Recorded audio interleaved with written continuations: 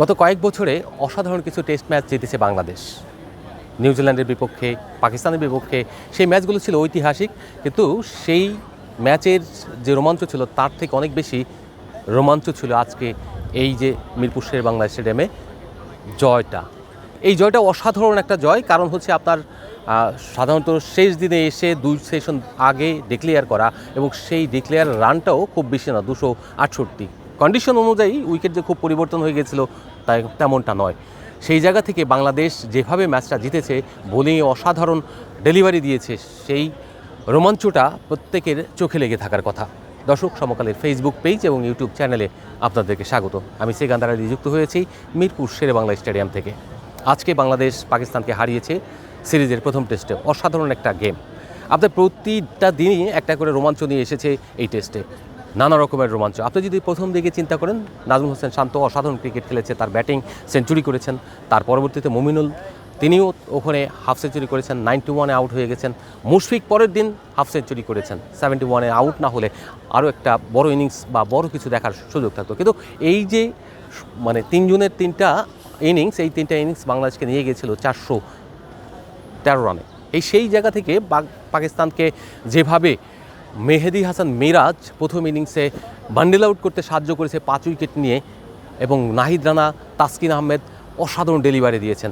তাসকিন আহমেদ ওই সময়টায় পাকিস্তানের যে ফার্স্ট ইনিংস, সেখানে মেহেদী হাসান মিরাজের সঙ্গে বোলিং জুটি করেছিলেন। সেই জুটিটা তাদেরকে অল আউট করতে সাহায্য করেছে। 27 রানের একটা লিড ছিল, এবং সেই লিডের পরবর্তীতে বাংলাদেশ সেকেন্ড ইনিংসে খুব বেশি রান করতে পারেনি। কারণ হচ্ছে যে সাধারণত আপনার 5টা ঘন্টা বৃষ্টিতে 2 দিন খেয়ে নিয়েছে। এই 5 ঘন্টা চলে যাওয়ার পরেও যে বাংলাদেশ ম্যাচটা জিততে পারবে, সেই চ্যালেঞ্জটা কিন্তু কঠিন একটা চ্যালেঞ্জ ছিল।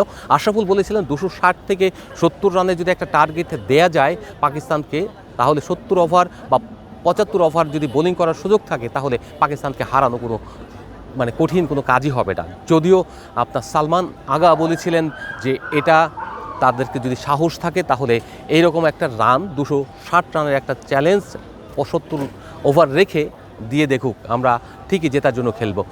তাদের সেই চ্যালেঞ্জ কিন্তু তারা বাংলাদেশ ঠিকই দিয়েছে। 268 রানের একটা টার্গেট দিয়েছিল, সেই 268 রান তারা ডিফেন্ড করতে পারেনি। বাংলাদেশ কিন্তু ঠিকই তাদেরকে বিট করে দিয়ে 104 রানে জিতেছে। It's a huge win. আর এরকম উইন দেখা মানে হচ্ছে একটা রোমাঞ্চ বা থ্রিল নিয়ে বাসায় ফিরে যাওয়া। আমি কিন্তু এখন তো বাসায় ফিরছি না, অনেক কাজ করতে হবে, কিন্তু বাংলাদেশ যে পারফরমেন্সটা দিয়েছে 5 দিন, এই 5 দিনের রোমাঞ্চটা প্রতি মুহূর্তে মুহূর্তে একটা অনুভূতি তৈরি করে দিয়েছে।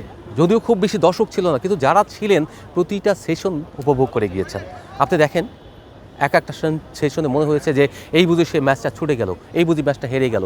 এই লাস্টের দিকে এসে কিন্তু মনে হচ্ছিল যে পারবি তো, যখন আপনার সালমান আগা এবং সরফরাজ ছিলেন, ফজল ছিলেন, তখন কিন্তু মনে হচ্ছিল যে এই বুঝে গেলেও তারা জুটি গড়ে তুলেছেন, এই জুটিটা ভাঙতে পারবে না। কিন্তু তাইজুল এসে যখন জুটিটা ভেঙে দিলেন, তখন কিন্তু গেমটা আবার বাংলাদেশের হাতে চলে এলো। সেইখান থেকে নাহিদ রানা, তাসকিন মিলে যে একটা প্রেশার ক্রিয়েট করেছিলেন, সেই প্রেশারের সামনে কোনো প্রতিরোধ টেকে নেই।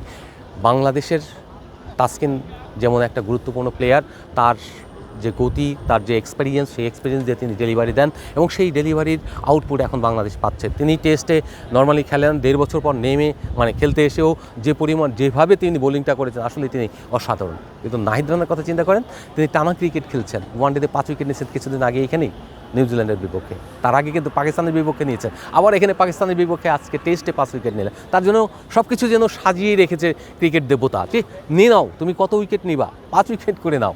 এরকম সিচুয়েশন অসাধারণ। কিন্তু আপনি দেখেন, ওয়েস্ট ইন্ডিজের বিপক্ষে তিনি ওয়েস্ট ইন্ডিজের মাঠে যে ম্যাচ আমরা জিতে 5 উইকেট নিয়েছিলেন, সেই নাহিদ রানের সেকেন্ড 5 উইকেট, তার এই 5 উইকেট বাংলাদেশকে উইন দিয়েছে। প্রেস বক্সে আমরা দেখেছি যে অনেকেই কিন্তু সবাই ওখানে চাচ্ছিল যে তাইজুল যেন উইকেটটা না পায়, লাস্ট উইকেটটা যেন নাহিদ রানাই পায়, একটা থ্রিল থাকে, 5 উইকেটের একটা মাইল ফলক হয়, সেটা নাহিদ রানা হয়েছে। এই অর্জনগুলো তাকে আরও অনেক দূর নিয়ে যাবে। সেকেন্ড টেস্টের দল দিয়েছে একই অপরিবর্তিত দল, এই দলটাই আসলে খেলবে, সিলেটে হবে ম্যাচ।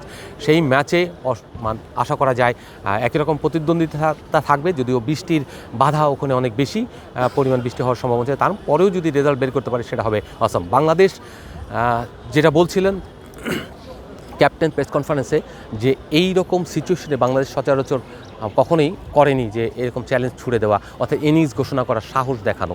তো টেস্টে তিনি এই কাজটা করেছেন এবং পঞ্চম দিনে আসার পরে শেষ মুহূর্তে এক ইনিংস ঘোষণা করেছেন, তাও 268 রানে, এবং এই অভিজ্ঞতাটা তাদের ইন ফিউচারে যে কোনো চ্যালেঞ্জ দেওয়ার ক্ষেত্রে সাহায্য করবে এবং বড় কোনো দলের বিপক্ষে টেস্ট জিততে আপনার উজ্জীবিত করবে। তো এই যে প্রত্যেকটা সিচুয়েশন কিন্তু ওভারকাম করার একটা ব্যাপার থাকে, বাংলাদেশ কিন্তু একটা সিচুয়েশন ওভারকাম করলো। রাওয়ালপিন্ডিতে আমরা দেখেছি যে সিচুয়েশনগুলি তারা করেছে, বোলিং, স্পিন এবং পেস সমন্বিত করে ম্যাচ জিতেছিল, ব্যাটিংও ভালো করেছিল। এখানেও ব্যাটিংয়ে দেখলাম 3 জন ব্যাটার খুব ভালো ক্রিকেট খেলেছেন। একটা নাজমুল হোসেন শান্ত, তিনি তার সেরা ছন্দে রয়েছেন এবং সেই ছন্দটা দিয়েই কিন্তু তিনি 190 মতো রান করেছেন 2 ইনিংসে।